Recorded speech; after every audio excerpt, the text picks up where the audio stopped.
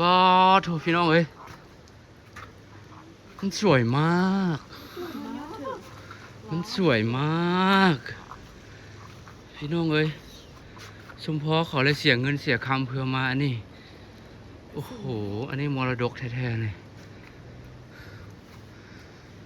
แต่ว่าเขาถ่ายรูปบ่งามเท่ากับที่เรามาเบิ่งด้วยตาด้วยมือด้วยใจสัมผัสของเขาเนาะนึกว่ามาเบิ่งอันนั้นซื่อๆเขาเลยบ่อยากขึ้นเป็นหินนะนะป้าถูกคุ้มแต่มันอลังการไปยังคุณนะนี่อันใหญ่คล้ายๆคูปราสาทเมืองหนึ่งเนาะแม่นบ่พระฤาษีเด้อพระฤาษี3 องค์นั่งจำศีลอยู่นี่จนกลายเป็นหินคล้ายกัน